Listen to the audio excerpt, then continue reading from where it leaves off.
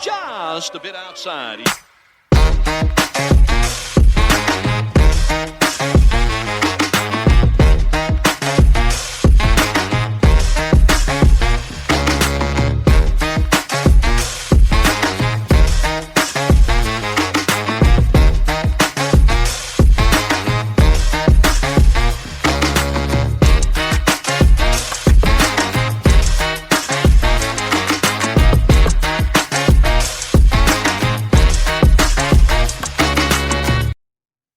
And welcome to another episode of Just a Bit Outside. I'm your host, Steve Ely, and along with me, as always, my co-host, Wes Cook. Here we go.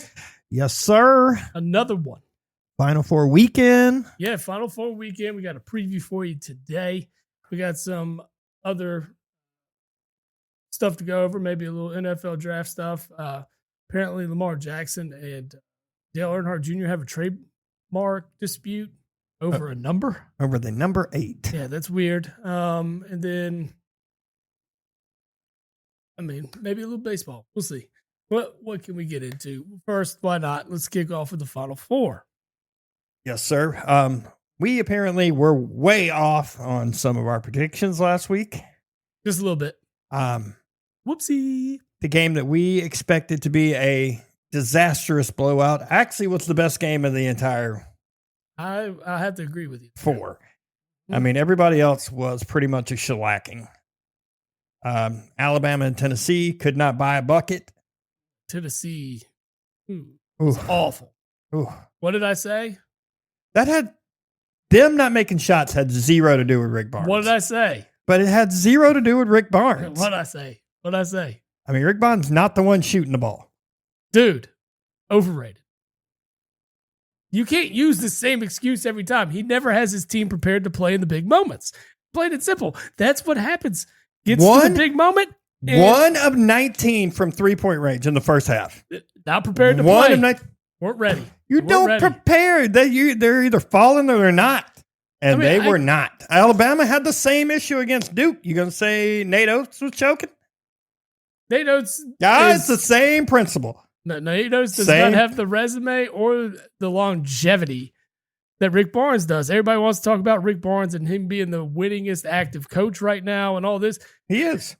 I know. That's cool. But guess what? One Final Four. One to show. Well, Nate Oates' team did the exact same thing. They choked it up too. They did. I mean, it was awful for them also. I mean, I agree. I'm not saying anything. Really, it was awful for everybody. It was really awful for Alabama, Tennessee, and Michigan State, pretty much. I mean, Lord. I thought Michigan State was going to put up a little more fight in that, but they did not fight at all. No. At all. Rick Barnes is overrated. Overrated. Dude, you can prepare all you want. If your shots aren't falling. Look, dude. I've been on the other end of those ass whoopings. I've been on the good side of those ass whoopings. It sucks. I just told you what was going to happen. Yeah. I told you. No, you said Rick Barnes was going to choke it up. You didn't say his entire team was going to choke it up. Doesn't matter. Who outlives those players in the program? Generally the coach. Generally the coach does. So, which at the moment, if you want to be honest, this has been the most successful Tennessee basketball has probably ever been. I mean, it is. I know, it's just funny to me. I mean, the very best team they've had in their history went to the Elite Eight. Dude, and you'll see, like, look at the Tennessee fans be like, well, we beat you when it mattered. Okay, one time. Well, I mean, when have you been in the Final Four? Never heard Rocky Top in the Final Four, have you? No, I've never heard Rocky Top in the Final Four. That I'll give you. No, you're not. You're not going to hear it. But I mean, I've seen good Carolina teams not go as far as they should have went. Oh, I mean, that happens. Yeah, I mean, it happens all the time. I mean, the 2015 Kentucky team should have won it all with all that talent. It is what it is. I mean, look at what is it, 83? Hell, the 2010 Kentucky team should have won it all with John Wall, DeMarcus Cousins. I think it was the 83 or 84 Carolina team that had Jordan's junior year, along with like Kenny Smith and Sam Perkins and those you look guys. back, those are the guys they should have won. Yeah. But, I mean, that's why the tournament is what it is. I'm just The Hansborough, rubbing Kansas it in game. on Tennessee fans. I need to. I know. That's part of being Kentucky. But I don't like Rick Barnes, so I'll continue to say that. Fuck Tennessee. Fuck Rick Barnes. Rick Barnes is overrated. Why does that not surprise me? Was one of them Alabama? No, one of them's Winthrop. Oh, yeah. Would be a North Carolina school. Would be. Who's the other one? For those that don't know what we're watching, we're watching college cornhole championships. One of the participants here is from Winthrop College. Yeah. Right. And I can't tell the other school. I can't either. Is it Liberty? It wouldn't surprise me, bro. I mean, I'm just seeing the red, white, and blue. That's what I'm thinking. It would not shock me. I don't see the Christian school participating in the cornhole. Nah, wouldn't think so, but yeah, who knows? Fair. So when's beer pong going to be on TV? I mean, ESPN the Ocho, baby. Corn Nuts sponsors this. That's huge sponsorship right there. The only person I ever knew to eat corn nuts was my grandmother. I'm not a fan. I don't think I've ever even tried them. Oh, I've tried them because my granny had them. I was like, well, let's see what these are about. And I'm like, oh, God, why are you eating these things? Now I know why you got to drink to eat them. Yeah. Ooh. Yeah, they were bad. But, I mean, that's it. Yeah. I don't have anything to add to the corn nut. Anyway, back to the games. Yeah, let's preview them. First one up. Florida and Auburn tomorrow night at 6:09 p.m. on CBS. That'll be followed up by Houston and Duke at 8:49.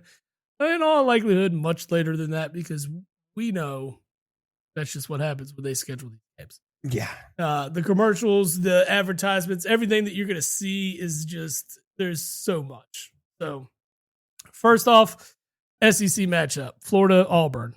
Guaranteed to have an SEC participant in the championship this year. We are. Florida beat Auburn the last time out in the SEC tournament. Yep. I mean, very similar records between these two programs. I mean, this is going to be a dogfight. This is going to be good. Florida's a 2.5-point favorite. They are. Over under is 159.5. Man. Thing is, both teams can score, but they both play defense well. They do.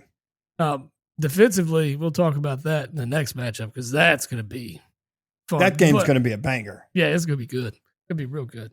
Not that this game isn't. No, this one will be too. This is just going to give you a taste. But the Saturday evening, that game. I've already made plans. I'm not doing anything. I'm watching that for sure. Yeah. I mean, I'm going to watch both games. I mean, that's my game plan. Yeah. The second one definitely has me a little bit more hype. Oh yeah. And the ability to see either of those teams play Florida or Auburn for the title just has me hyped too, because that's going to be a good game too. I think no matter what matchup you get at this point. I mean, I'm pulling for Duke to lose simply because I don't want to see them win anything. I get it. I like Bruce Pearl. I kind of hope Kentucky would have gone out and hired him. I probably talked about it on the podcast. Bruce Pearl has the energy, has the personality. He would fit the Kentucky fan base well. Now, Mark Pope definitely has the same thing. I love Mark Pope. And I'm happy with where we're at. No need to go back and rehashes, but I do like Bruce Pearl. I'm a Bruce Pearl fan. And watching Charles Barkley get all excited watching Auburn win, it gets me kind of hyped too. Yeah. I just like what he does. His players love him. I would love to see Auburn win. I would be happy with it. I'm not anti-Auburn winning. I'm honestly, like, I know in my personal bracket, I would like to see Houston Auburn play each other because that'd be a good matchup, number one. But neither one of these teams have won a title, to my knowledge. It'd be the number one. I believe it'd also be the number one offense against the number one defense. Yes. Yeah, that would be really good. Yeah. Which one breaks? That makes it intriguing, right? we were right on the Houston game last week. Though. It was pretty much a race to 60. Yes, absolutely. That part we were right. Sorry, I had to bring that back up. That was hashing old stuff, but we were good on that one. Well, the way Tennessee was shooting. Ooh. All right, so Florida Auburn. I feel like I could have put up 15 points in the first half. Auburn's got a Player of the Year candidate in Johnny Broom. From everything I've called him for years, but I heard it said Johnny. Johnny. I was like, is that really how it is? Johnny Broom. Like, Johnny Broom. No, it's Johnny. Like, I mean, I'm pretty certain. I'm with you. I was worried about him last week watching the game. Yeah. That ball before he left the game or whatever you want to landing, whatever you want to call that. Yeah. It looked like every joint in every extremity hyperextended at the same time. Like it was just weird. His ankle kind of looked like he tweaked his ankle a little bit. His arm kind of hyperextended, his knee kind of hyperextended, and it was just like, oh, what's hurt? Yeah. And then for him to come back and then kind of bury a big three, and it put like everything at rest for them. It was done. But Florida and Auburn, that game's going to be a banger. I missed the Florida game last weekend. I watched 3 out of the 4 games. That was the one game I missed. Oh, yeah? Yeah. I got to see all the ass whoopings. I didn't get to see the good game, which I would probably have thoroughly enjoyed. Of course. I mean, Texas Tech up 10 with 3 minutes to go or something like that? That's crazy, right? That's nuts. Nuts. Sitting here looking at this. So we had Michigan State, Florida, Duke, and Clemson. Yep. The Clemson thing was fucked. I don't know where that was. That was us just taking a shot. We did take a shot. I mean, if you're going to win one of these brackets, you got to hit somewhere. Like, if we took Arkansas over St. John's, we're going to be, right there. Who knew? Who knew it was going to be so chalky? I mean, that's surprising. All 4 ones are in the Final Four for only the second time in history. Yeah, 2008? Yeah. I believe was the last time. Yeah, so it's been a while. And, but it was chalky from 1 to 4. You know? I mean, it's, the Elite 8, what was the highest seed that was left? 3 was Texas Tech was the highest seed? Yeah, 3 seed was the highest. You had 1 and 2. Duke was a 1 and 2. 1 and 2 and a 1 and 2. Yeah, you had Auburn, Michigan State, Duke, Bama. Yep. Houston, Tennessee, and then Florida, Texas Tech. I mean, crazy. It's never that chalky. No, not at all. And the odds of, this year though, you look at. Have you seen the Ken Palm statistics for these 4 teams? Yes, all in the top 10 in history. Insane.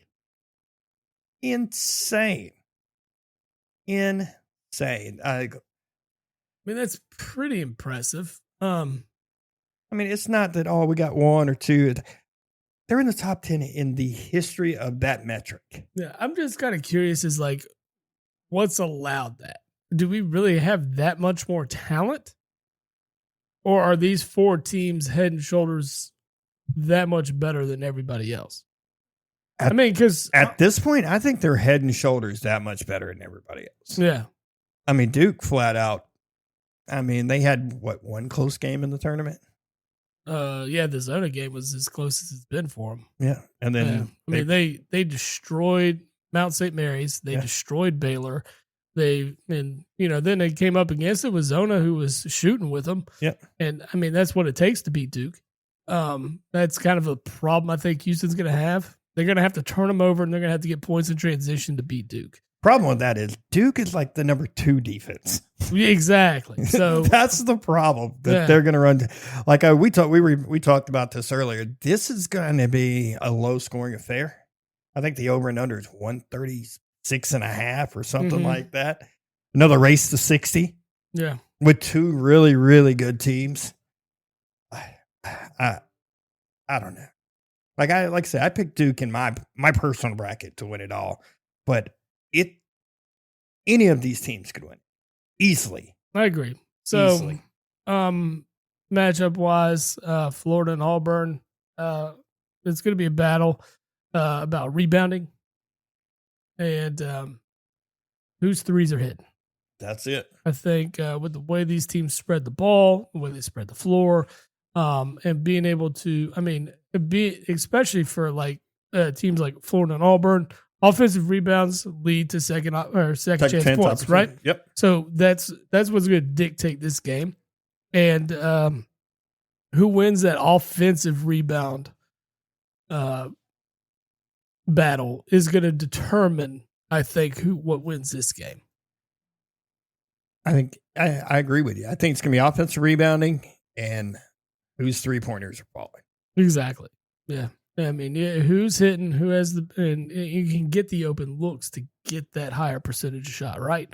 So, I'm sticking with Florida. That was our run on the Jabbo Pod official bracket, and so I'm gonna go with that too. I like it.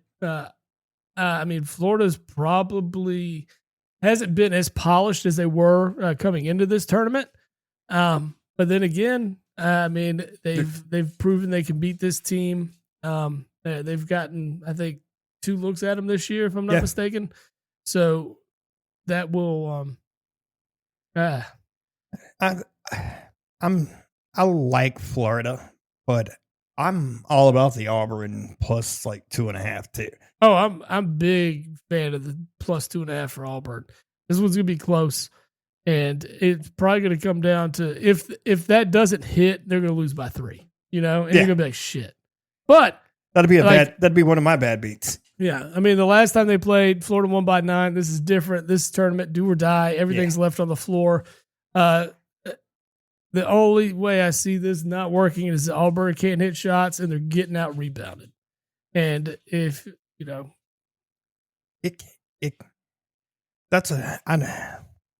I don't want to say that Auburn's not going to hit shots because, God, we've seen guys come in high. But Condon, if he's out rebounding Broom and he's getting the better of Broom on the offensive end, then that's where you'll see Florida's going to be able to dictate the pace of the game, and they're going to have more second chance. Yeah, that's going to be the matchup.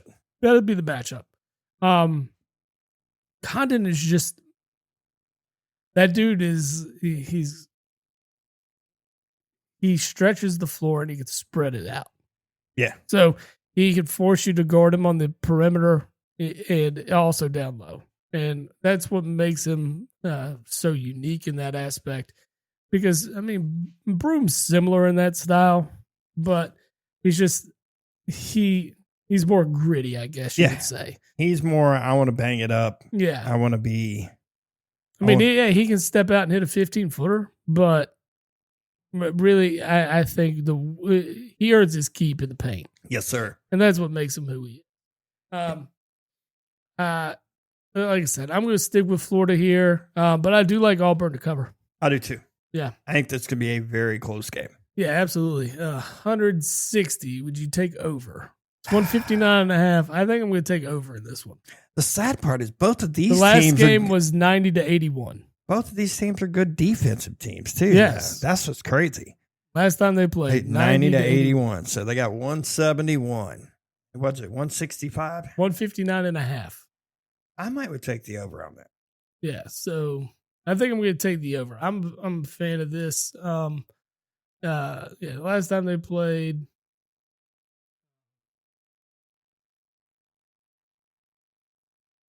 $90-81.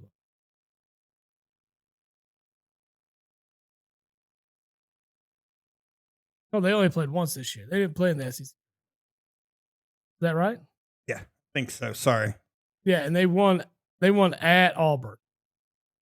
They won at Auburn? Mm-hmm. Ooh, making the Florida look really good. But this Florida team won the last 6 games on the year after a loss at Georgia. And Georgia wasn't anybody to sneeze at because a home game there is not necessarily a easy task. No. Especially when you're bringing a top 5 team nation there. So on to the next game. This is the one we're hyped for. Houston, Duke, Final Four matchup, the late night game Sunday in San Antonio, or Saturday in San Antonio, 8:49 p.m. Duke is a 5.5 point favorite. I'm loving Houston covering. I like the Houston plus 5.5. Yeah. Over under, we talked about it earlier today, 136.5. Man. I'm thinking the under. That's 65. Here's the thing, though. Duke has a potent offense. Duke has the ability but Houston to has the get number one defense. hot. Yes. And just stroking. But, I mean, Tennessee had that ability as well. Tennessee had it. Alabama had it. And well, we're saying Houston could shut them down. Defensively, this team, and you saw it in the game with Tennessee. Tennessee didn't get a lot of good looks. And the looks they were getting. Stuff, especially when they got down big early, they started forcing, and that made this difficult for them. So yeah. Houston's going to make this game difficult for Duke to get good looks, and they're going to make it difficult to score. Doesn't mean they can't, because that's how good this team is. A talent like Cooper Flagg, who is just, generational talent. It is what it is. He was fantastic. And the sad part, he wasn't even their leading scorer against Alabama. He was more of the, I don't want to say distraction or defensive worry for Alabama. No. And he just kind of let the game come to him. He didn't force anything. Con Kniffel played fantastic. He's good. He is good. There is a lot next year. There is a lot of lottery picks going to be on the floor tomorrow night. A lot. And man, I'm the Houston plus 5.5. I think they are going to get over the 135. Yeah. Yeah. I think they'll get it. I don't think it's going to be a lot over 136.5. 130. They're going to be over that. I think it's going to end up 71, 68. Yeah. Low 70s is going to win this. They'll get you over. So unless you hold Houston to like 50. And I mean, that could be a possibility. I just don't see that happening. Honesty, this Houston team, I hate using the same word twice, but gritty. And they are. They're nasty. They're in your face defensively. They play the entire 40 minutes and with 100% intensity. Yeah. And that they're in the moment. They play like their life is on the line almost. And it's just, they play with a sense of urgency. They just do it so well. And I love watching Houston play because of how hard and determined they play. You can love that about any team. It could be Duke that plays that way, and you would love to watch guys that give it all on their floor and leave it on the floor. That's what Houston does. What Houston reminds me of is the old who was the coach at Arkansas during the Todd Day? Nolan Richardson? Yeah. The old 40 minutes of hell? Yep. That's what Houston does. Yeah, but they don't do the full court press, which you don't see a whole lot of teams do anymore. Nobody does it now because you can get to that. That can get you in a lot of trouble quick. You have to play it well. That's why it was great. They called it 40 minutes of hell for a reason. They could do it. Because all 5 men that were on the floor, despite any of the 8 or 9 that were in the rotation, all played one-on-one defense better. Yes, than anybody else. And that's what made those teams so great. One of my favorite games that I watched from that era, I watched UNLV go into Fayetteville. Yeah. And that game was crazy. I can only imagine. Yeah. Crazy. UNLV won, but I think they only won by like 3 points or something. It was some stupid high-scoring game, like 97, 90. That's crazy considering 94. Arkansas's defense, yeah. But it was like nobody could miss. It was one of those like, we're a good defense, you're a good defense, and yet it turned into an offensive shootout. I mean, sometimes that happens. That could be the case with Houston and Duke. It could be. Both teams get hot, and it just, everything starts falling, and that's how these games happen. Yeah. I mean, I think that's how the Duke and Arizona game got to where it did. Both teams just lit on fire, and they had damn near 200 points between them. Yeah. So it's just like, oh, man. But, I mean. I assume you're going to take Duke in this one. I am going to stick with Duke in this one. I'm going to take Houston. I do like Houston to cover the 5.5. Definitely. Absolutely. I'm going for shits and gigs, just play the under on this one. You're going to play the under? I just want to see it happen. It's not bad. No. I mean, this game could legitimately turn into a defensive possession by possession, having to play good fundamental offense. Yeah. Because both teams play defense well. I mean, they're the number 1 and number 2 defense teams in the country. So, like, they're not going to hold Duke to 50. I don't think they're going to hold them 50 now. Yeah. I don't see Duke. I mean, I don't want to say I don't see them being that cold, but it's what Duke has that they normally don't have. They're normally one of those smaller teams. And this year, they're the second biggest team in the country. Yeah. I mean, you got Cooper Flagg essentially running the point. The only time Houston covered that over would be the Gonzaga matchup when it was 81-76. And they had to. I mean, Gonzaga played great that game. Yeah, but just not quite good enough to win. It was under for Tennessee game, 69-50. Well, I mean, Purdue, 62-60. Tennessee was lucky they got 50 points. So, I mean, that's the only time it eclipsed it, though. I mean, the best was Gonzaga. They gave them 76 points. That was the tightest game that they've played in this tournament. Purdue was close too, but I mean, their win was scored, and that's what worries me about Houston against Duke. Duke's going to score a hell of a lot more, I think. Can Houston keep up? Yeah, I think you're gonna and that's what I said earlier. I think they're gonna have. Man, you're talking to turn Duke over. You're slowly turning me into like wanting to take the under on this game. Yeah. So you want to take they're going to have to turn Duke over, limit the possessions, don't give them offensive rebounds, and then convert, and make points off the turnovers. That's what's going to win Houston this game. That's what I'm going to see happen. That's what I'm putting it out there. That's what's going to happen for Houston. Houston's going to end up in the final against Florida. Well, here's the thing. Houston and Duke both rely defensively on turnovers. The problem is neither one of them turned the ball over. Houston had 2-3 turnovers in the Tennessee game, I think. Yeah. Duke doesn't give up very many. I don't know. I'm going to have to think on this one a little longer. Arkansas note for a minute. You know that Oliver Miller passed away. Who? Oliver Miller. No. Yeah. Or as I lovingly call him, fat ass Oliver Miller. A couple of weeks ago. Shout out to Heart problems? OM. If I had to guess, yes. If I had to guess. He's a big dude, though. Him and Tractor Trailer both. Yeah. But it seemed like he got bigger in the NBA. He did. Yeah. He did. But he played all over the NBA, didn't he? He played for a bunch of teams. But I think if I remember correctly, Dallas? Phoenix drafted originally. Phoenix? I think. I could 100% be wrong. But I want to think it was Phoenix. Oliver. If I remember correctly. But that would have been the 93 or 94 draft.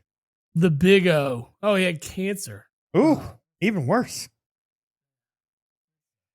Sickle cell. Right? Oh, no. Anemia is a form of cancer, right? Look at this career history of the pros. The Suns. Yep.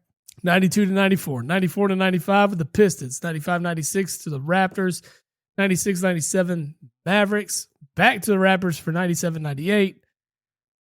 Played some Greek ball in 98-99. Came back to the pros with the Kings in 99.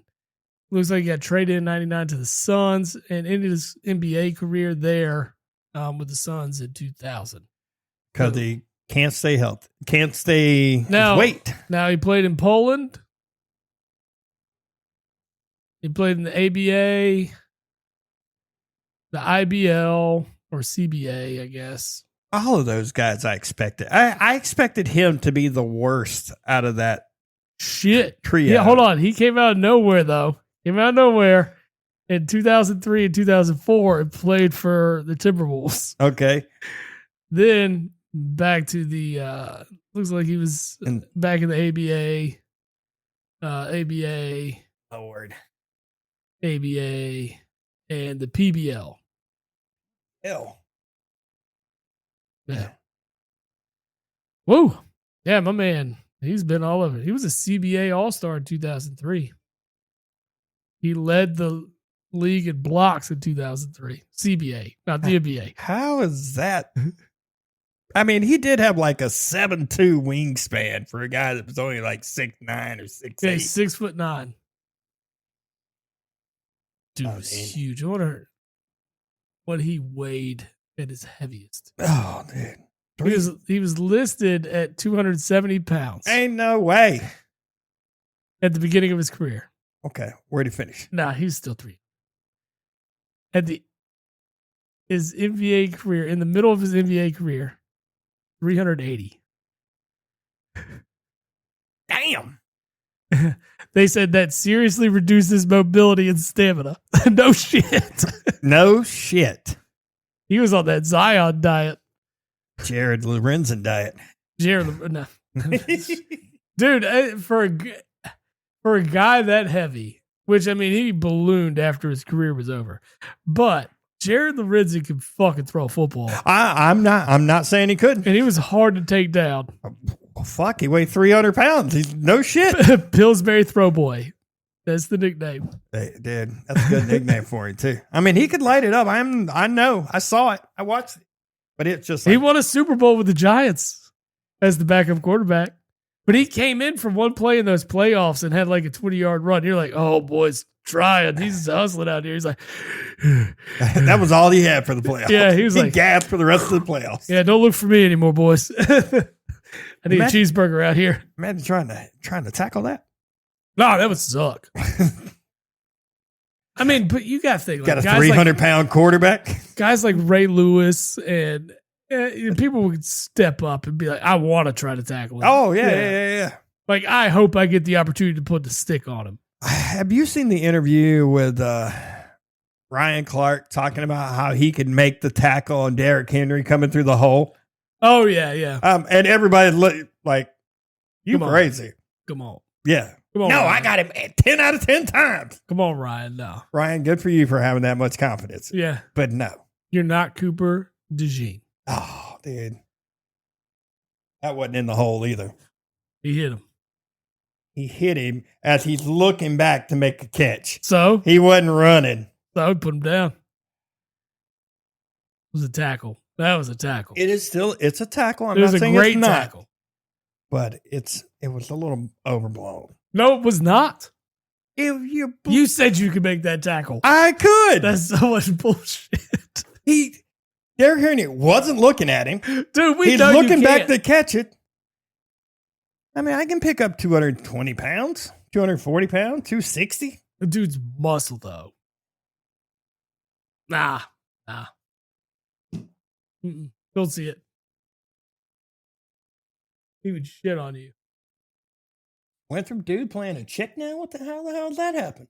And she's blonde? No shit. I could see that. Is her last name? No, her last name's not blonde. So what's the point? Her name Weaver? Oh, it's teams. Who is this team? Bryant, Quinn, and her name's Blonde. Yeah, no shit. Blonde Weaver. Yeah. Like she was born, like, I don't know. I don't have a name. What color's her hair? Blonde. Cool. That's it. We're going to refer to her by her color of hair.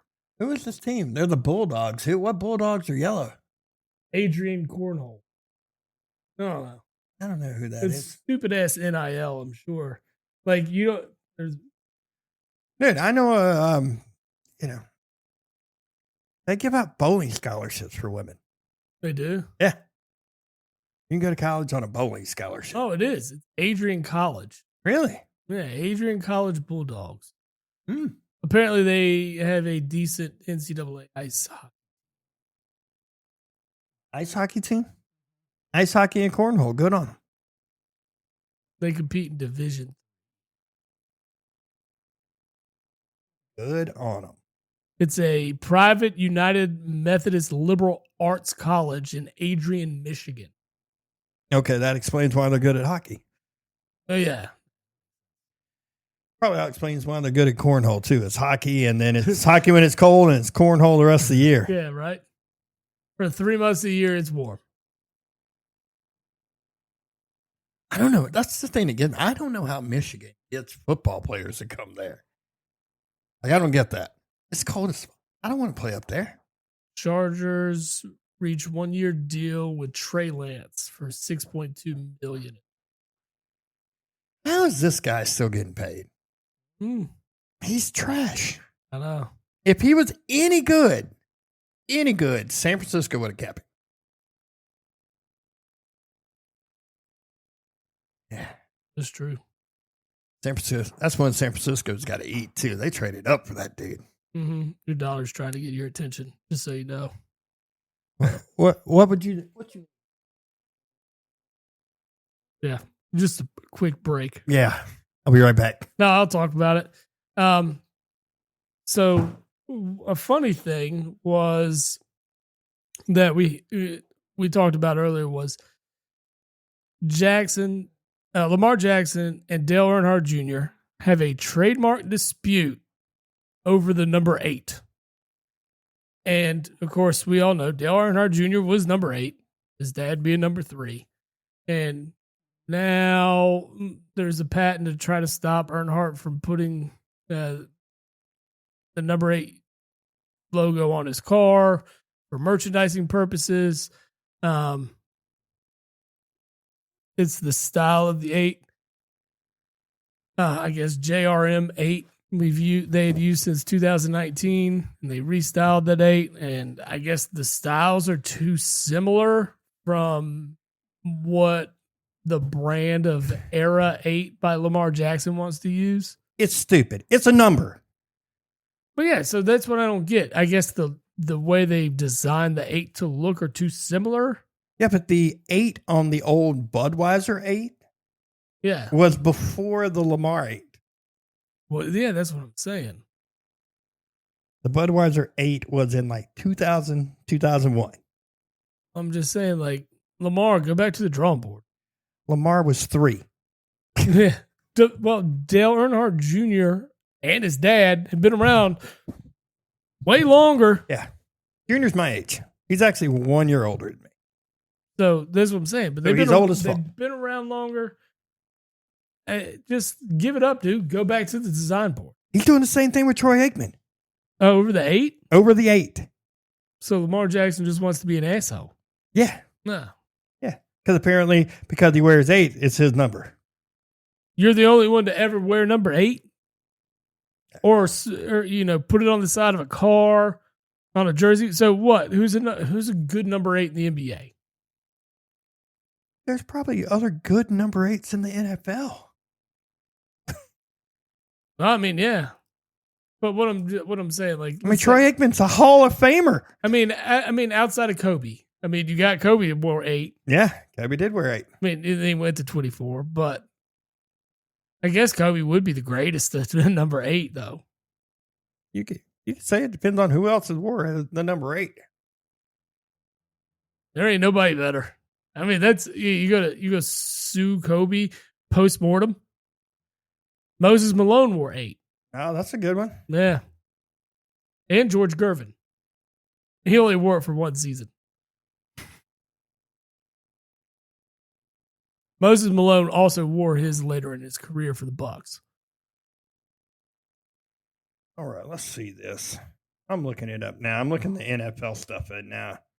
I believe Steve Young was a number 8. He was. So was Peyton Manning. Early on. He was 18. He finished up at 18. Yeah. Go back. Who wears a number 8?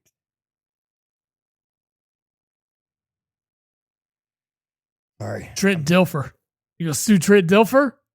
Keenan Allen wears 8. I mean, Steve Young and Troy Aikman are. That's my childhood. Yeah.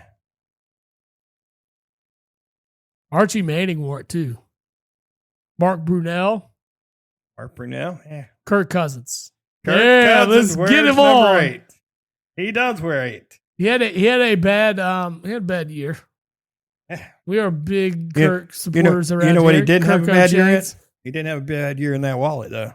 No, he's fine. That dude has made more money Loaded. with one Betting on playoff win himself. ever. Betting on himself. Though. Dude, you know whose fault that was? That was Dan Snyder being a shitty owner.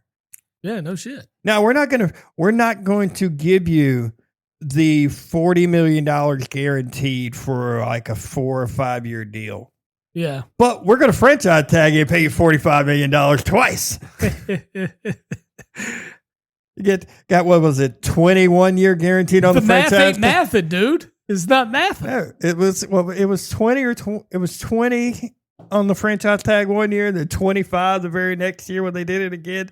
So you gave the guys $45 million in 2 years, and then you let him walk out the door. Silly. Yeah, that's Dan Snyder for you. Awful. One of the worst NFL owners of all time. Yeah. Easily. Oh, yeah, absolutely. Easily. Absolutely. Since we're wrapped up in some NFL stuff, we're talking about, we saw Colorado had their pro day today. They did. We had Shedeur Sanders and, of course, Travis Hunter. Travis Hunter is supposedly the number one top rated player in this draft. 2. He's number 2. Well, what they said was he was number 1 on the draft board for, I guess, overall. My thing is, there's one person you take. Carter. It's Carter all day. Yeah. Abdul Carter is the guy. He is Jalen Carter. He's Myles Garrett. He's Micah Parsons. In this draft. That's this guy. If I was Cleveland, I would take him number 2. You're pairing him with Myles Garrett? Yes. All day long. Quarterbacks will hate to play Cleveland.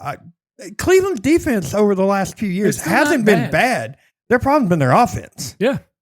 I would put him with, if he is sitting at 2, I'm drafting that guy no matter what. If I'm Cleveland, I go out.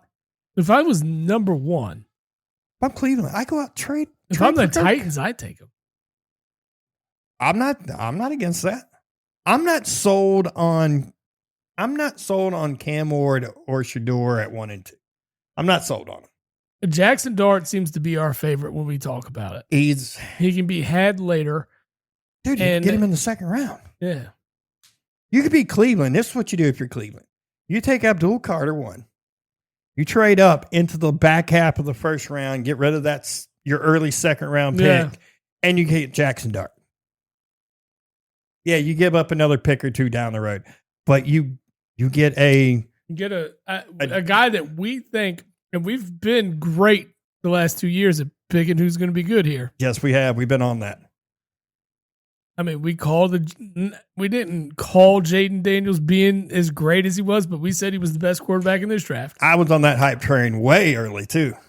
You bet LSU to win it all. Yeah, because of him. Well, he did win the Heisman Trophy though. No, I mean, you're not wrong. But we talked about Jaden Daniels and we talked about CJ Stroud the year before. Mm-hmm. And now here we are this year. And I mean, we're telling you, Jackson Dart's going to. I think Jackson Dart in the right situation could be good. It's got to be the right situation. Cleveland's not it, because that's where quarterbacks go to die. This is what you do if you're Cleveland. You somehow make a deal with Atlanta. You trade for Kirk Cousins. You let Kurt be your starter. You let Jackson sit on the bench for a year. But offensively, is Kirk Cousins going to have a better year in Cleveland than he would in Atlanta? Atlanta's moving on from him. Obviously, as you should.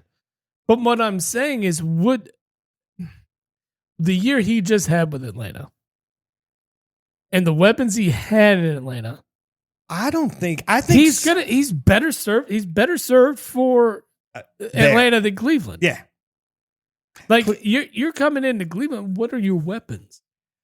Who is the kid? I mean, Nick Chubb's a former shell, or just Chubb's going to be a shell shell of himself. I just cannot imagine that he comes back anywhere close to where it was. And if he does, I mean, that'd be awesome. I would, because the dude's had 2 fucking dirty, nasty knee injuries. Jerry Jeudy isn't terrible.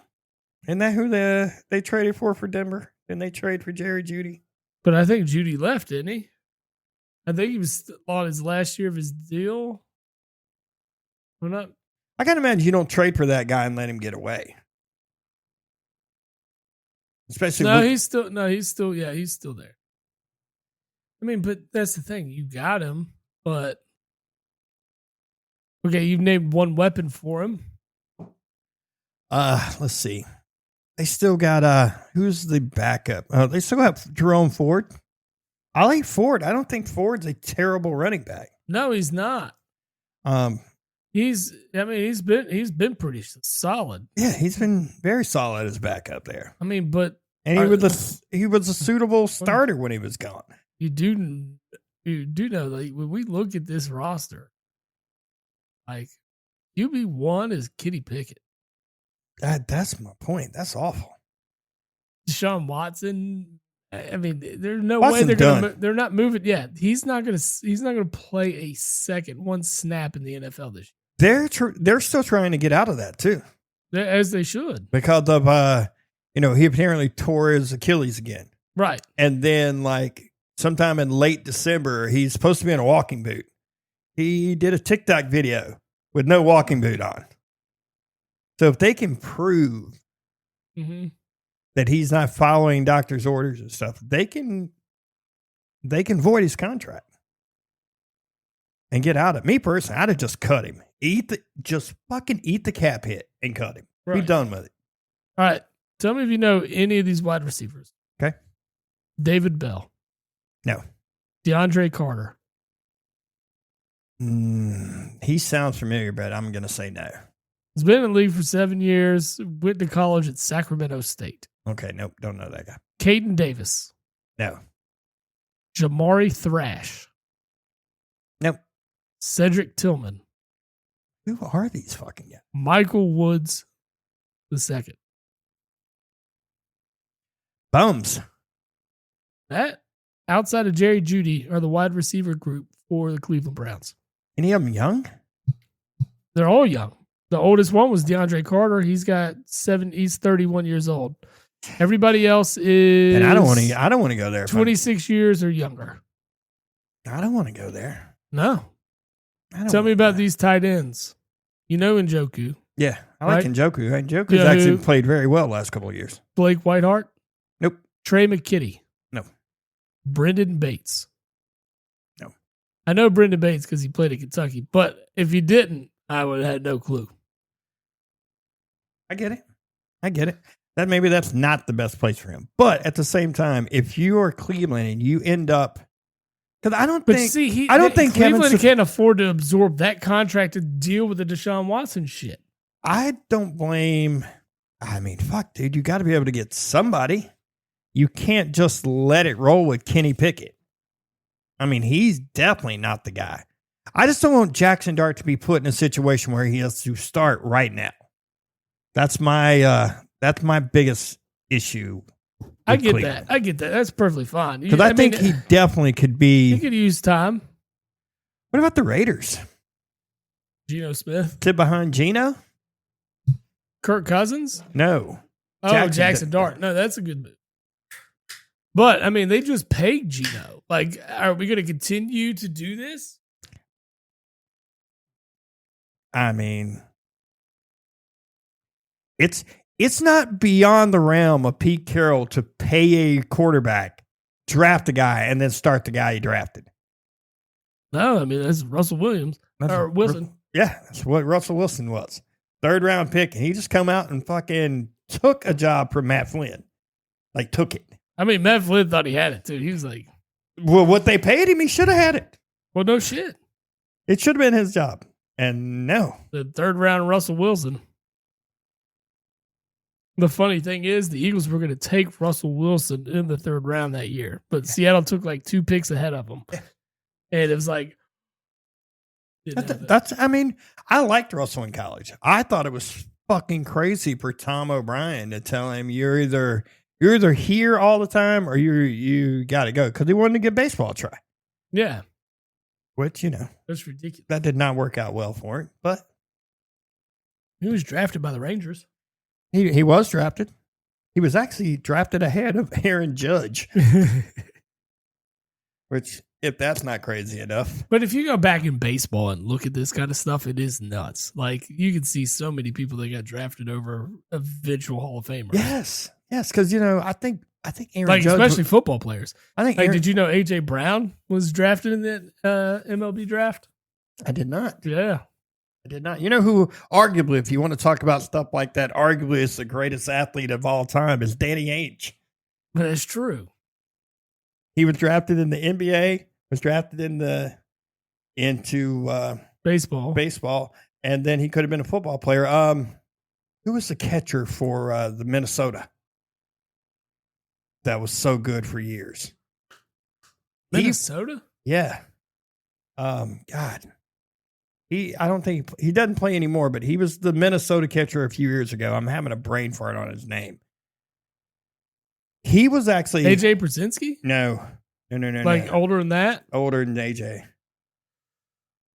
He was a perennial all-star at catcher. Joe Mauer? Yeah. They played. He's probably the most famous one. Yeah. Played in the early 2000s. Yeah, he was drafted in 2001. Okay. Yeah, it's probably Joe Mauer. Joe Mauer was, where was he born? I feel like it was in the Midwest. Whatever state he was born in, he was that state's Mr. Basketball and Mr. Football. Wow.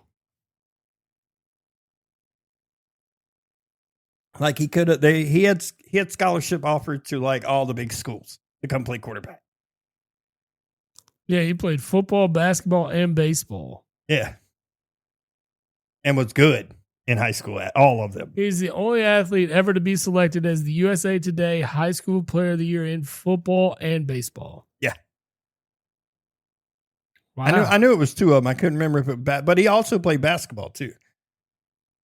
I mean, that's crazy. Football, basketball, and baseball. I mean, that's just nuts. He averaged more than 20 points a game as a point guard. Yeah. He was named to the All-State team during his final 2 years in high school. Yeah. On top of being the school's quarterback and also being probably their best baseball player. So the quarterback, right? Yeah. He had his senior year, 66% completion percentage. Mm-hmm. Threw for 3,022 yards. Okay. 41 touchdowns and only 5 picks. How many rushing yards probably added on top of that? It doesn't say. But still, I mean, that's sick in high school. Yeah, he was the Gatorade National Player of the Year in football. I think he did just fine. I mean, he chose baseball, which makes he's a Hall of Famer. So, I mean, it makes a ton of sense because we know there's way more money there. Oh, yeah. Yeah. Way more money in baseball, as we can see. But we were supposed to be talking about the draft, and now we're out here in left field. This is what we do. Literally, because we're talking about baseball. We're just a bit outside. We are just a bit outside. It's what we do. It's what we do, sir. Maybe we get us a Jobu. They definitely need a Jobu around here. It's right there. Have no bobbles. Yeah. Jobu. I don't hit this ball, Jobu. I forget you. Lord. Jobu. It's like, is he smoking like a big cigar or is he, what is it? That looked like a blunt. It might be a blunt. Looks like a blunt, sir. Gotta love the Jobu magic. Yeah.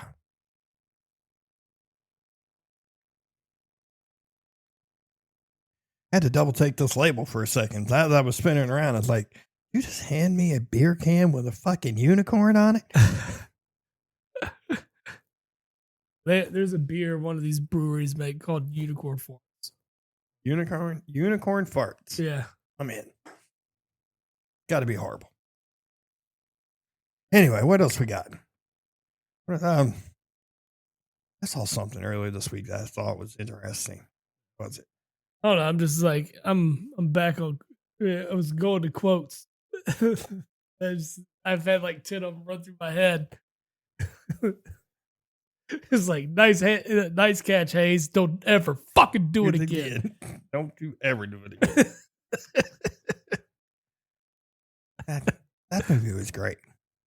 I haven't seen it in a while. I need to go home and watch it. It's so good, man. One of my favorite movies of all time. There's so it hits why we were just a bit outside. That's podcast. it. That's it. Then we lost our namesake not long ago. What? I said, and we lost our namesake not long ago. Yeah, well, Harry Doyle.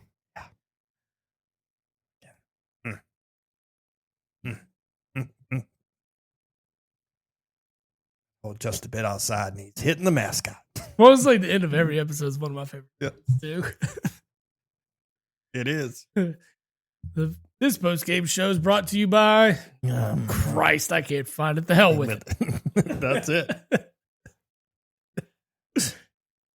Should have been sponsored by Jack Daniels. Speaking of sponsorships, holy shit. I know, we've been slacking. Whoopsie. Whoopsie. We need some good feels. Maybe that'll remind us. Good feels. Yes, sir. Good feels. Yeah. So, I need some of that cannabis seltzer. You know, at getgoodfeels.com, they offer a new era of refreshment. Crafted with high-quality natural ingredients, these beverages provide a consistent, enjoyable, uplifting experience. I love it. Perfect for any occasion. You can get 20% off, too. I'm Just order use the some. promo code, man. Just gonna order Jab some. of the pod. I'm going to order them. Let's go. Order them as soon as we get done with the show. Go ahead. We can start chugging them on air. Yeah. See what happens. We'll get cannabis seltzer. We'll get good feels, and then we'll forget what we're talking about.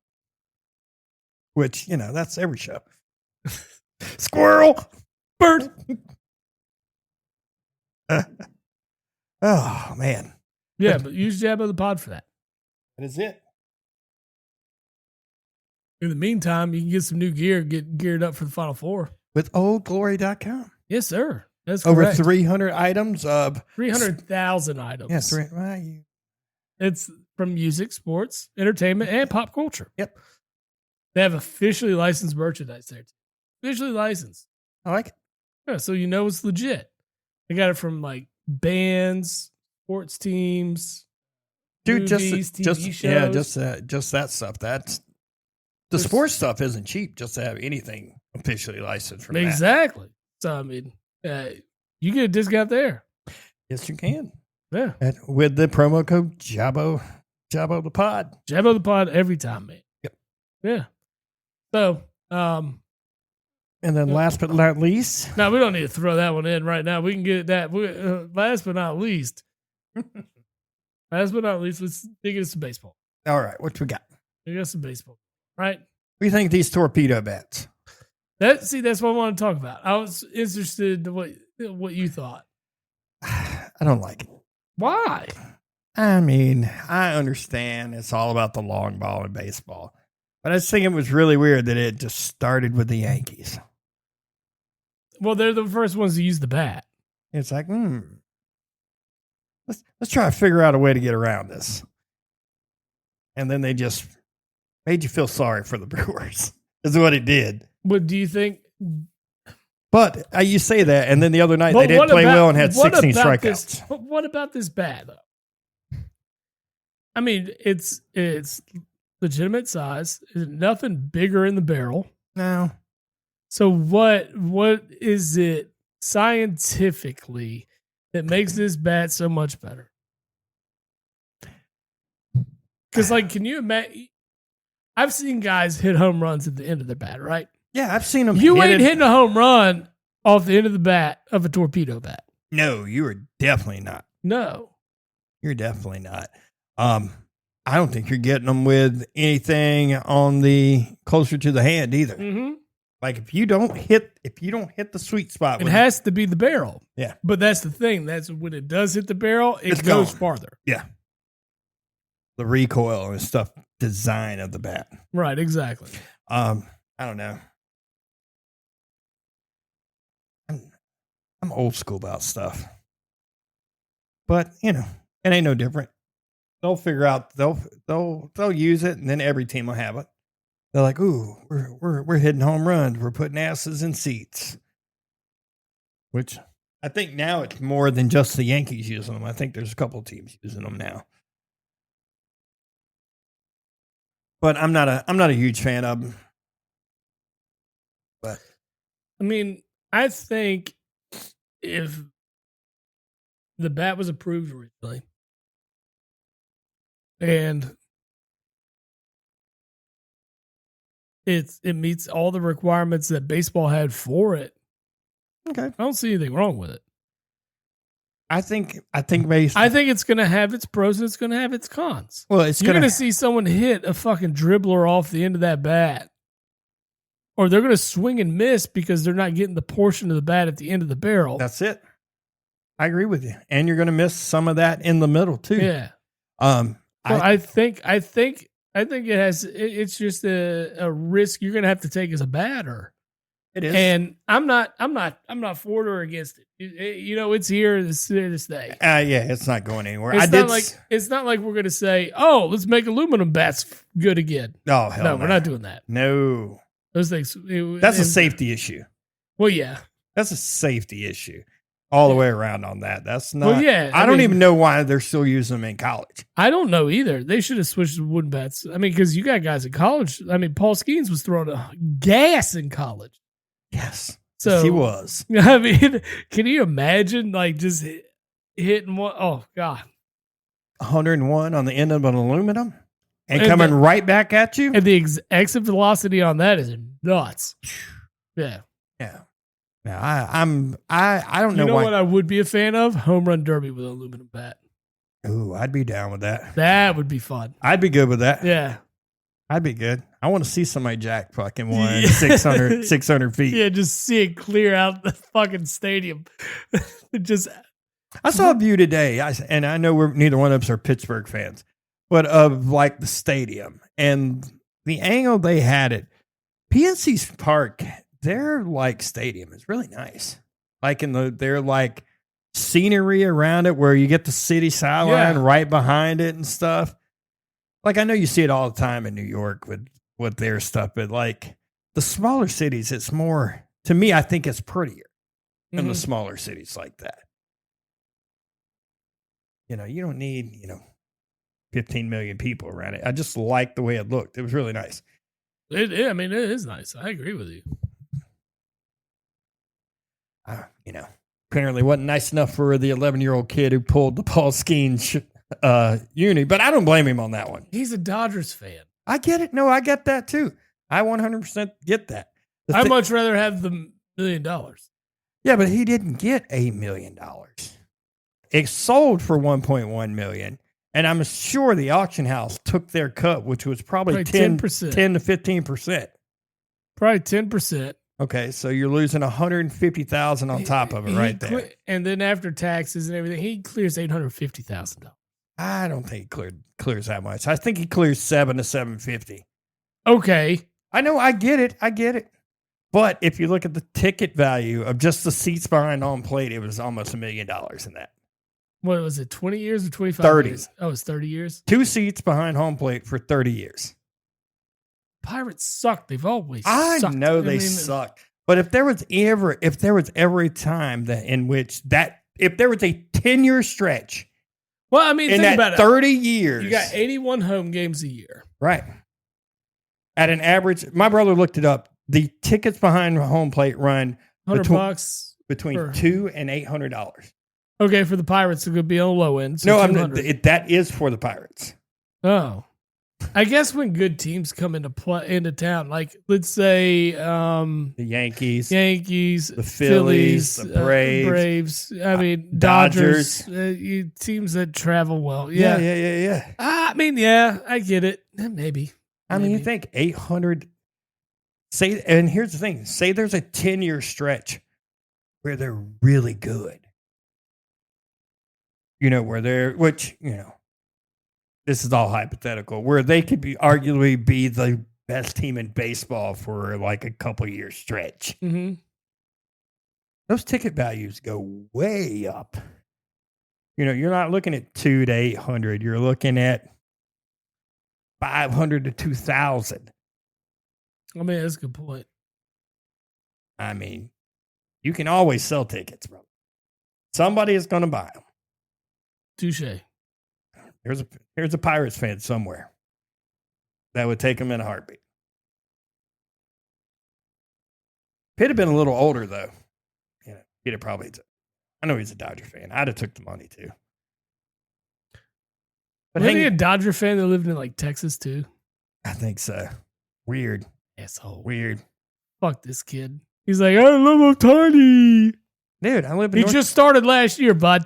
Look at me. I live Was he an Angels fan before? Dude, that's the thing, though. It's like, I'm just going where the money in the World Series are. Let's go there. Dude, that's every kid in the Little League World Series where they ask them who their favorite player is. It is always, it's this guy. Ohtani, Mike Trout, or Aaron Judge, Bryce Harper. I mean, I get it. But you ain't everybody. I love Bryce Harper. Don't get me wrong. No. I mean, but he plays for my team. Yes. Yes. I love JT Realmuto. I love Nick Castellanos. I love Trey Turner. They play for your team. Yeah, exactly. If Trey Turner played for the Mets, you'd fucking hate him. 100%. That's even more so if he played for the Braves. I fucking hate Acuna. And fucking Profar got fucking caught with PEDs. Get that, bitch. Yeah. Acuna's nice, though. Cheating motherfucker. I bet all the Braves are cheaters. Dude, here's the thing. That's the best part about baseball right now. The Braves, winless Braves. The Braves are struggling. Winless. Winless. Here's the thing. Nothing. It would not surprise me, and it is not outside of the realm. Braves are 0-7. That there are a lot of people still juicing in baseball. Oh, I'm sure there is. Like, I have no doubt there is. Who do the Braves play? I think what happens, I think the MLB office every now and then says, all right, whose name are we going to pull out of the hat so we suspend them so we can just say, hey, we're doing our job. Exactly. That's what I think they're doing. I'm sorry. They made too much money on it. Guys are still jacking home runs. I'm not saying they're bigger, not stronger, I'm not saying all that. But at the same time, it would not surprise me at all if juicing ass motherfuckers. Right. There's a lot of sports that if you ask me, I wouldn't care if they were juicing. Like, imagine football if guys were juicing. You imagine Ray Lewis on juice? Ed Reed on juice. I mean, that whole Baltimore defense on juice. Brian Dawkins on juice.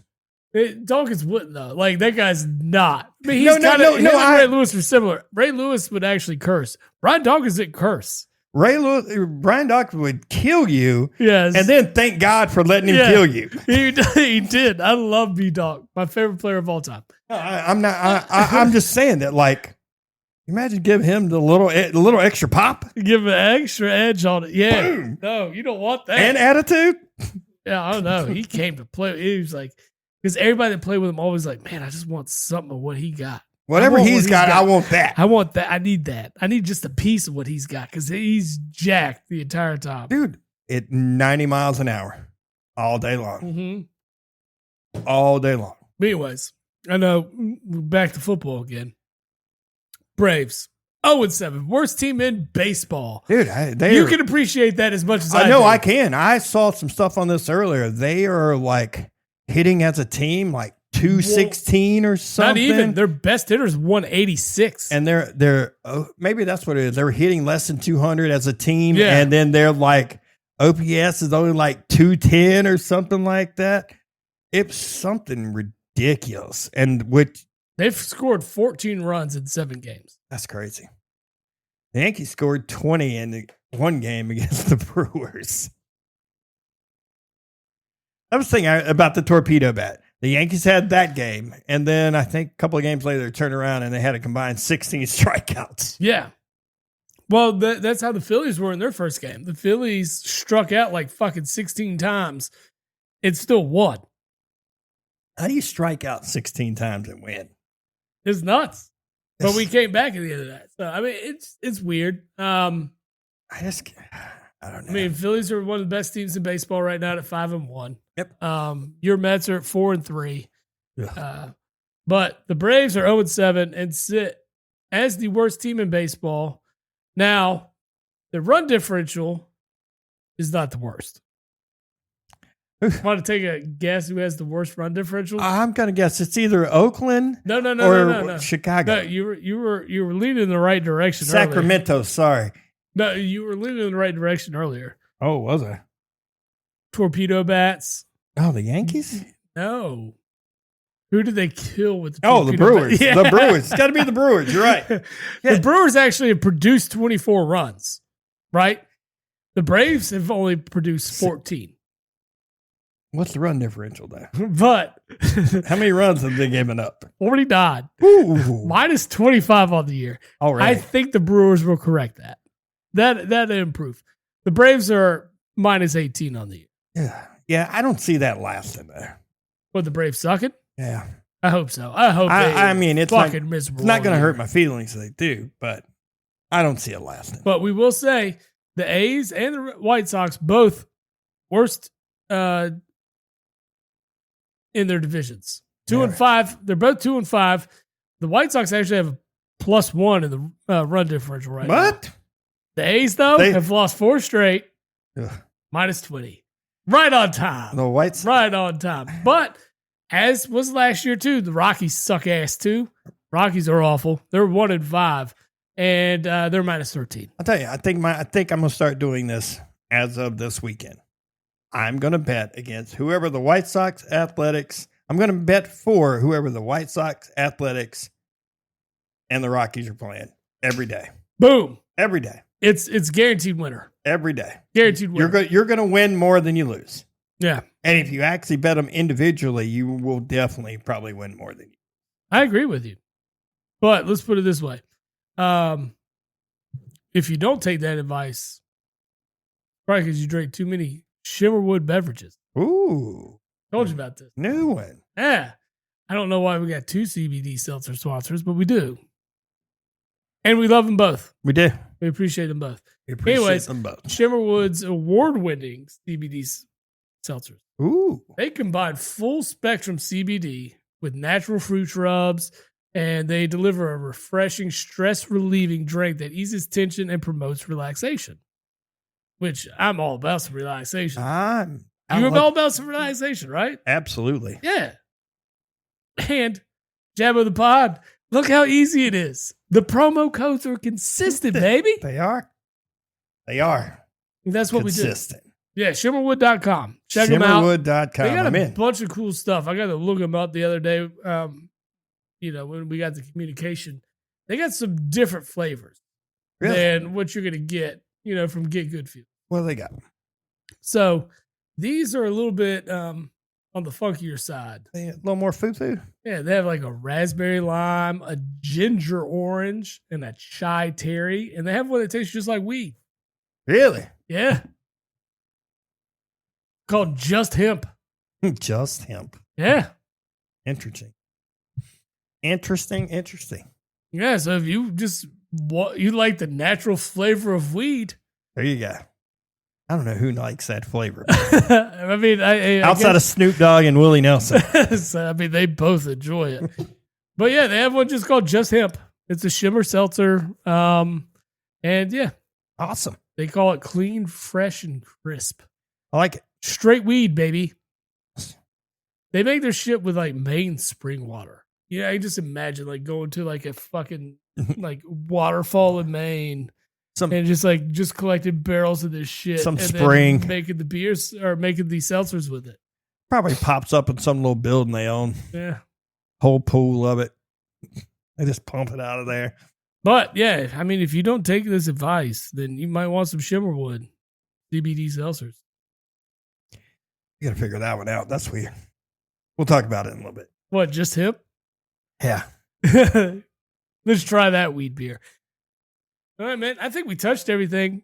You got anything that you want to add on this episode? No. All right. I don't. Do you remember your read? Yeah. BigForce.com. Yes. The Chicago. Big Fork Brands, baby. The I got a tracking number for the free shit. Did you finally? Yeah. I'm excited. I'm ready. BigForkBrand.com. Yeah, should be here next week. So at some point next week during the pod, we'll just throw it out here on the table, show you what we got. They're going to have like fucking hot dog sauce. And I want some of that jerky.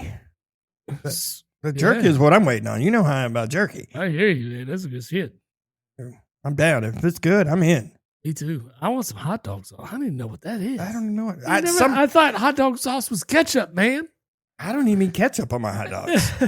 I'm a chili and cheese guy. I love chili and cheese. You can't go wrong. Now, see, you can't do that during the 999 challenge. No, I can't imagine. You got to do plain dogs or you got to do ketchup. And like I said, me and my brother kind of funked it up a little bit and started throwing some random ass condiments on stuff. Yeah, it wasn't bad though. It wasn't bad. We put barbecue sauce, put some hot sauce. We did a lot of different things to change up the flavor of the dog every time we did. That sounds I horrible. will say, successfully completed the 999 challenge. Ugh. I'm already getting burpy over it. Didn't puke. Definitely felt like it. Had juicy jaw. It got close, but I kept it down. And we even enhanced it and chugged every fucking beer at the beginning of the year. Well, see, that's the deal. 9 straight chugs, baby. This dude ain't chugging beer. And you're a pussy, but that's cool. I just don't, you know me. No, it's fine. You don't have to. I'm going to see if I can improve to a level of on the 999 challenge. You're going to try to do the 9, and 7? No. I just want to make it all the way through it and not get juicy. You just hold it all down. You just want to be, Yeah, exactly. I want to be able to do that. So I think after we bring Bob on for like an NFL preview, I'd say then we're in May. We're a little NFL dry and sad and missing football. We'll do it then. We'll find us. We're going to find a game we don't give a fuck about. An Athletics White Sox game. I would care then. I'm actually going to be. I'm going to throw money into that game. Okay. I'm going to be like under 4 runs for the game, under 10 strikeouts total. No, it's actually over 10. It's under 4 runs, over 10 strikeouts. Fair enough. Yeah, I mean, I want to take all the prop bets for that. All right, no, the possibility for extra innings, but 0, unless it's 0-0 at the end of the game. Lord, oh god, that's gonna be awful. All right, hold on. No, we're gonna find that. Let's see if we can get this on the schedule. Find us a crap weekend for it. All right. Let's pull up one of these 2 motherfucking schedules. All right, here's the White Sox. What you got? What you got in May? White Sox full schedule. All right. They play the Athletics April 25th, 26th, and 27th. Can't do that one. Sure. Oh, that's NFL draft prime. NFL draft time. Yeah, that won't happen that weekend. That's awful. That's terrible. I'm scrolling through, just seeing if I can find something else. Look in May. Who are they playing in May? There's got to be a series in May. They playing the Rockies in May? They play the Mets May 26th, 27th, and 28th. It's got to be a weekend series, too. Yeah. Got to be a Saturday. That's a Monday, Tuesday, Wednesday. Yeah, that don't work for me. Okay, hold on. Let's pull up the Athletics. Maybe they play the Rockies. What is going on Memorial Day weekend? Who is playing on Memorial Day weekend? Is that how you want to spend your Memorial Day? I'm just saying we could do it that Saturday and you still got Sunday and Monday to recover. Yeah. I mean, the Athletics are playing the White Sox on a Tuesday, Wednesday, Thursday, too. Yeah. Tuesday, Wednesday, Thursday don't work for me, bro. No, I get it. No, you can't do that. They play the Phillies on May 23rd, 24th, 25th. Not the weekend. The A's, yeah. but their start times suck. It's 10:05 p.m. on a Friday. Oh, that's West Coast. They're West Yeah. Coast games. We got to find East Coast games. Yeah. All right. Hell, at this point, we could watch them beat the Braves. Oh, that's a good point. Did they play Braves? Because they're so shitty. Just be shitty all the way.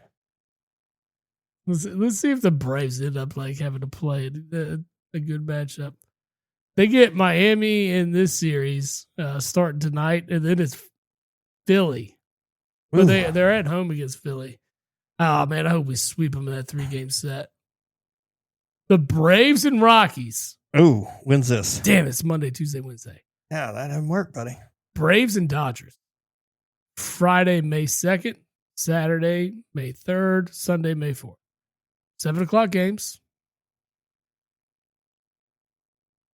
Or we can watch them play the Twins. I'd rather have like an afternoon game. An afternoon? You're not getting those on the weekend, buddy. No, I know. Yeah, your afternoon games. Yeah, I mean, if we get what we got next weekend, Yeah.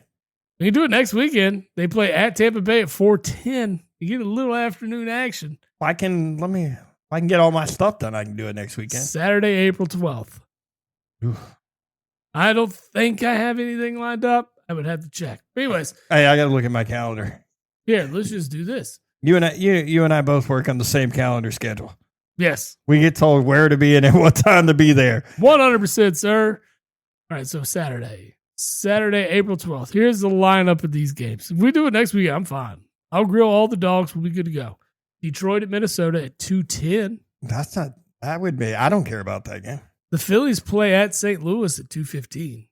I don't care about that game either. I know you do. Man, it just won't be enjoyable because I'm going to be sucking down a fucking hot dog and beer. Yeah, I get it. Next weekend probably would work. Might not be bad. Dude, tickets are as cheap as $8 to that game. 2:15 Saturday afternoon in St. Louis. $8. Yeah. What's the running price on the Final Four tickets? By the way, I'm just curious. You brought up ticket prices. I know ESPN usually shows that stuff. I'm just wondering what the actual price is. Let's see. Sorry, everyone. I'm being slack. No laptop for me this week. Anywhere from $400 to $1,000. Ooh. Yep. All right, so back to these. Yep. Toronto at Baltimore at 4:05. That's not terrible. San Francisco at the Yankees at 3:05. But see, then I got to have Philly playing in the background. Your Mets play the A's at 4:05 next Saturday. I could do that one because then if they lose, I'll be all right with it. They're not going to lose. I'm betting the fucking Mets. Me too. Me too. Bet the fucking Mets. I'm in. I'll make it happen. 4:05 next week. Dave Peterson's on the mound for the Mets, according to this. Okay. That could change. Cool. We hit all the advertisement spots. We hit all the sports. Mm-hmm. We did not hit hockey. The only reason I'm throwing it out there is Obi. Yeah. Obi is right on the doorstep of Tyron Gretzky. Yeah. Saw a stat the other day. They had. Guess what? He's not going to match him in points. Oh, never. Golds, yes. Points, never. Because Gretzky is also there's nobody that's going to match Gretzky. No. The golds, that's fine. But here's the thing. Right now, the last thing I saw with Obi, he was short by 2 goals of tying him in 2 less games. So they could technically have like the same amount of golds and the same amount of games. Yeah. At one point. Which is just crazy. It's 847 or something like that. It's fucking nuts. Just stupid. I agree. Yeah, but Gretzky played like 20 years. It's like Jerry Rice records and Emmitt Smith records. Nobody's going to touch that shit because nobody is ever going to play that. Tom Brady's. Game. Yeah. Those records never get in touch, buddy. Never, ever, ever. Yeah, I don't think anybody's going to get 7 Super Bowls. No. No. You're gonna have to find a guy that has the attitude like Tom Brady did. It's not a guy at that point. You got to find a whole group. Well, yeah, that's true. Because of guys. that's what the Patriots did. They were like, "Hey, we'll take the pay cut to bring him in. Take pay cut to bring him in." And they did, and he did it. The problem is you got to have that mindset. Do you want to win, or do you want to make money? Or do you want to make money? Because you can come here and you can still make a decent amount of money. You're just not making your top end. If you want to go to Cleveland and make your top end, go right ahead. Hi, Myles Garrett. Yeah, that's exactly it. Still drives me crazy. I like Myles Garrett, but like him pretty much Chasing like, money. I want to win. I don't want to be here. I want to be at a place I can win. Here's your Solid. $40 million a year check. I love Cleveland. I would too. Me too. But at the same time, like at a certain point, you've got enough money. But here's the thing: your legacy's still there. I know. Look at Joe Thomas. Yeah, everybody loves Joe Thomas. Everybody's gonna love Myles Garrett. Myles Garrett never buy himself a beer in Cleveland for the rest of his life. Hey. Everybody but one person will love Myles Garrett. Well, we know who that is. Wow. Shots to the dome. Shots to the With dome. a fucking helmet. Woo. Yeah. Crazy. It is. Well, man, I think who's going to be Pittsburgh's quarterback? Aaron Rodgers. Yeah. I'm glad Minnesota likes it. Nah, we're good. I think I would be too. Dude's washed. Fine. The problem with that JJ McCarthy, the pressure on JJ McCarthy at the moment though is unreal. It would be nice to give him the year to recover. No, it's not. Hey, there's no year to recover. There is not now. But I'm saying, like, if Aaron Rodgers came in, got the year to recover. I get it. That I get. But at the same time, it's like we let a guy walk out the door that just won us 14 games, 15 games. Anything under 11 for you is going to be a disappointment. Yeah. So what is Seattle? Seattle paid him like $40 million. When you just had Gino. Yeah. They could have just kept Gino. I think Sam Darnold's going to. I mean, they do still have Njigba. Okay, but you got rid of DK. You still have Lockett, I think. Maybe. You still have, who was the running back there? Charbonnet. Yeah, he played fine. He was solid, yeah. He was solid.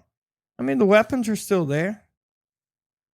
I could see where you're trying to move on from the Pete Carroll guys. Geno Smith wasn't a Pete Carroll guy. He didn't come in. They didn't take him. Pete brought him in after they traded Russell. After the Russell trade. Did he have the 1 year with him then? Yeah, because Pete Carroll's been gone 2 years? Yeah. Okay, so that's why he wouldn't get. Yeah. Because Pete orchestrated that trade, which fucking as an advocate of always trading down instead of up. What a fucking trade.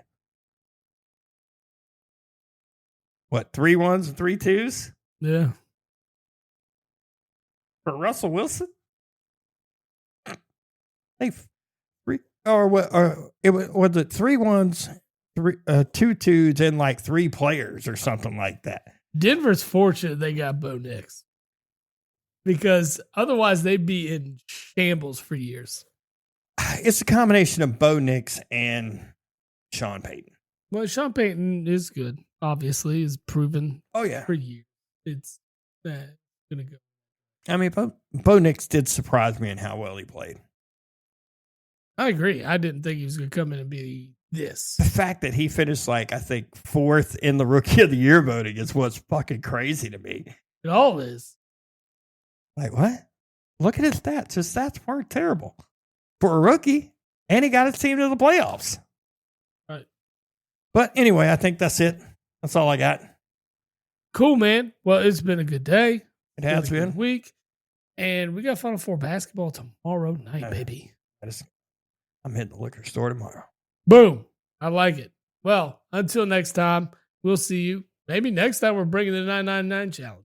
Maybe. There's a chance. I like the idea. Let's go. I like the idea of recording it early and then just cutting in.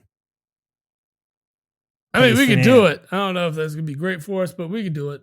Yeah, we just got to record it and then go back. Just come in every time and be like, hey, little hammered. Yeah. It's going to be awesome. 7th inning stretch. 7-inch stretch. I'm going to get puke. 7th inning puke. Yeah. Oh, this tastes like hot dogs and mustard.